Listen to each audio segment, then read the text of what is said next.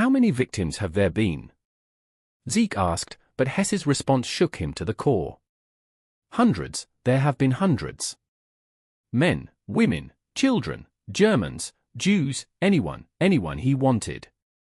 But Hogan couldn't seem to control himself and shot back, "Great, now we know that Hitler was a sick little bastard, but we already agreed that murder is not enough to prove demonic possession.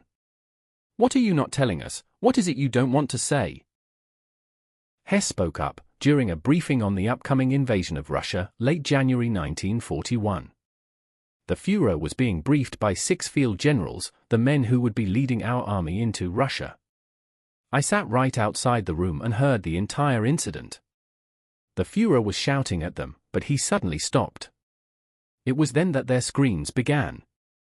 After a few moments, there was silence and Hitler emerged, ruffled and bloodstained.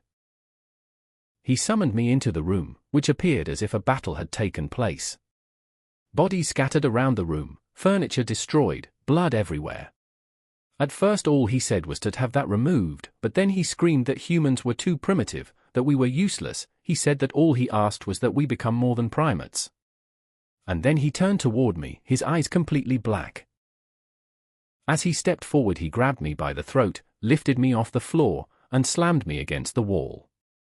As I stared into dark, empty eye sockets, he growled, "Either the German people will rise above the rest of humanity, or you will be destroyed, exterminated, as is the fate of the unworthy. Discover the true extraordinary nature of Adolf Hitler and what really drove him to unleash horror upon the world in the upcoming new novel Queen Elizabeth vs. Adolf Hitler. Soon to be released on Amazon. Look for it soon.